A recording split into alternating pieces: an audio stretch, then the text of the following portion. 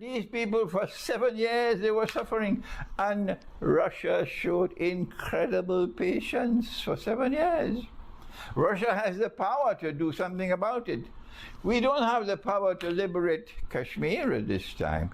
We don't have the power to liberate Palestine at this time. We don't have the power to liberate Yemen at this time, but we will have the power tomorrow. But today Russia has the power, and Russia has been warning and warning and warning and warning, don't cross the red line.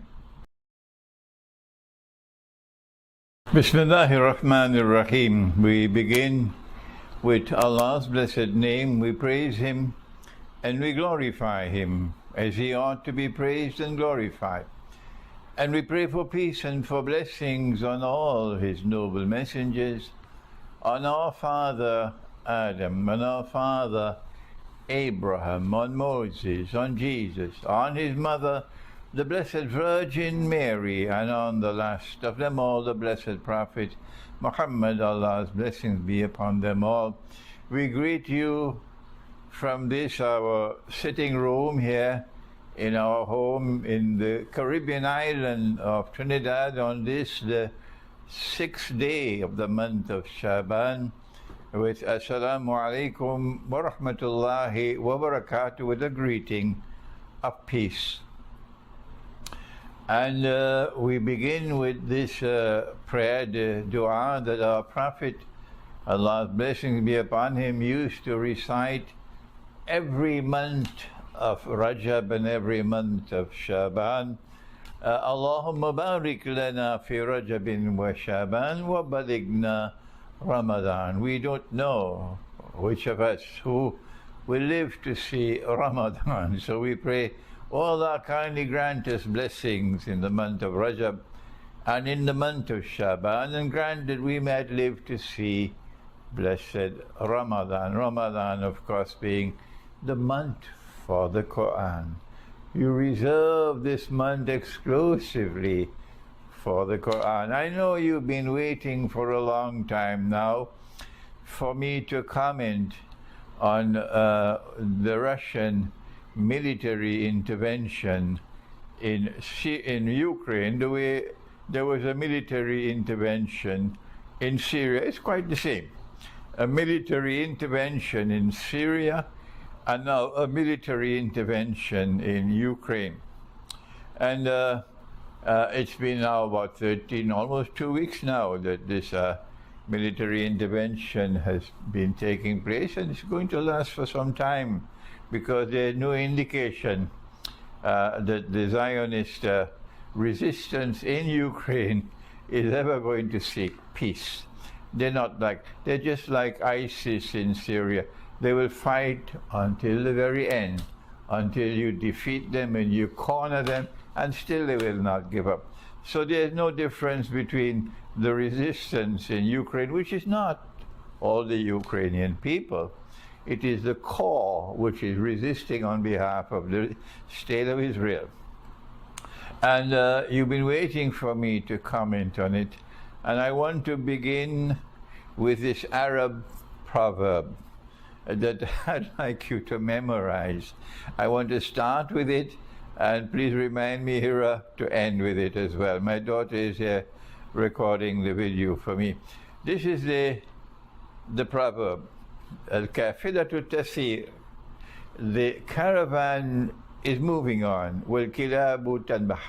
And the dogs keep on barking. Despite the dogs keep on barking, the caravan keeps on moving on. This caravan led by Orthodox Christian Russia is moving on. And no matter how much the dogs can keep on barking, no matter how many there may be, the caravan will keep on moving on. That's how I want to begin this talk. You cannot stop this caravan, not with your useless economic and monetary sanctions. That's foolishness. Economic and monetary sanctions are not only sinful, disapproved of by the Lord God, but eventually you will cut your nose to spite your face. it will rebound against you. And you will harm the one you're trying to harm, but you'll also harm yourself.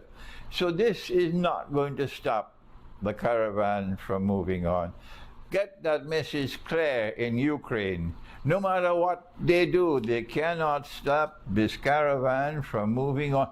All the criticism that you levy against Russia, do what you want, you cannot stop this caravan from moving on. That is the first point I want to make. The second point I want to make is that this is the reason why I have delayed offering comments so far, because the background to what is happening in Ukraine, I have already explained it extensively. How many years ago, I can't count, maybe 2015, 2016 perhaps, when I was still in Malaysia. So that background you've already understood. I don't need to go back to it. What is important now, however, is that while Russia declared again and again and again and again, we have no intention of invading Ukraine. We have no intention. We have the freedom to move our troops within our territory as we wish. However, Russia said, we have a red line, don't cross that red line. And Russia warned again and again, don't cross the red line. Our red line is that Ukraine must not become a member of NATO, because security is something that is universal. Your security and my security are all interconnected. There's mutuality in security. There's no isolation in security. And a Ukraine which is hostile to us, not like Finland, not like Sweden, not like Poland, which is militarily hostile and which is waging war on a people who are Russian-speaking people, who don't want to accept the color revolution, $6 billion worth of a color revolution, and all kind of snipers killing people and murdering people in order to bring regime change in Ukraine 2040. Shame on you, shame on you, shame on you, you Zionists who did what you did in 2014 with all your nakedness exposed. And these people said, we don't want to be a part of that. And because of that, in the Donbas region where people were loyal to the Orthodox Christian faith and who were Russian speaking, and for 7 years you've been persecuting them, terrorizing them, you've been oppressing them with much the same oppression that there is in Palestine, no different, with much the same oppression that there is in Kashmir, no different, with much the same oppression that there is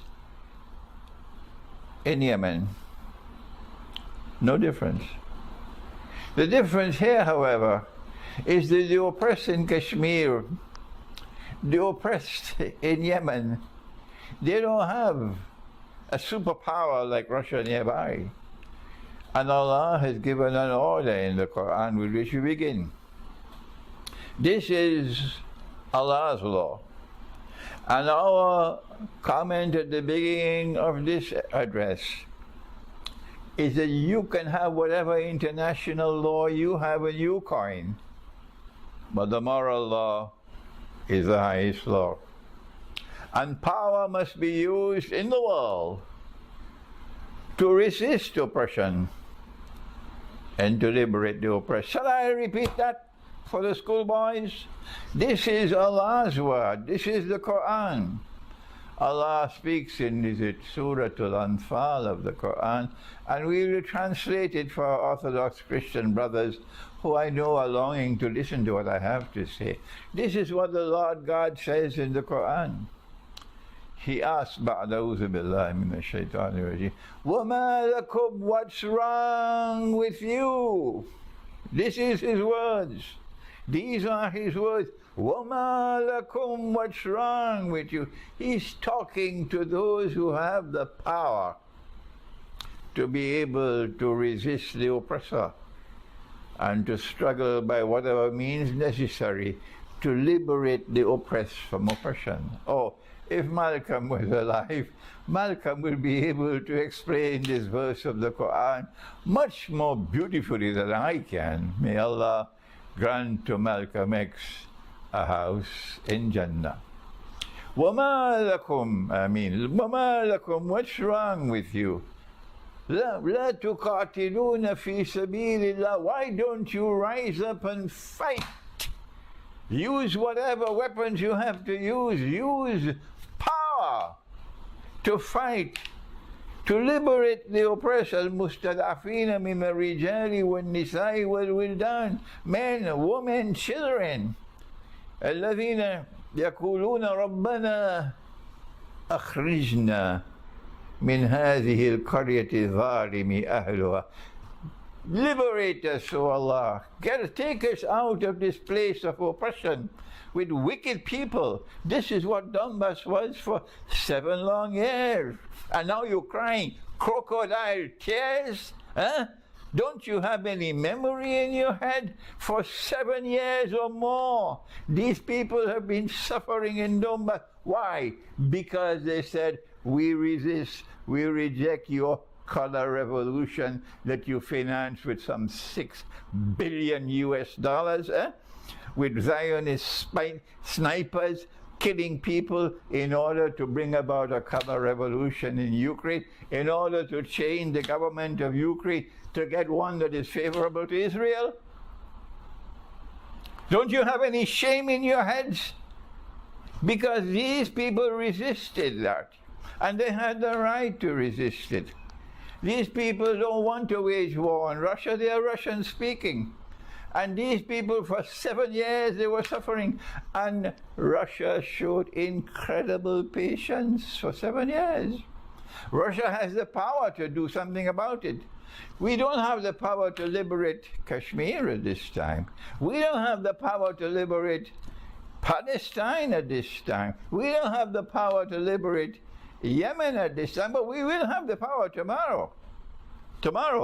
But today Russia has the power, and Russia has been warning and warning and warning and warning, don't cross the red line. And when they did cross the red line, Russia has intervened, and praise be to Allah that Russia is acting on the basis of this verse of the Quran, whether you like it or don't. This is Allah's command in the Quran. Why don't you rise up and fight to liberate the oppressed? Who are crying for help. وَجَعَلْ لَنَا مِن لَدُنْكَ وَلِيًّا وَجَعَلْ لَنَا مِن لَدُنْكَ نَصِيرًا. Send someone to help us, send someone to liberate us.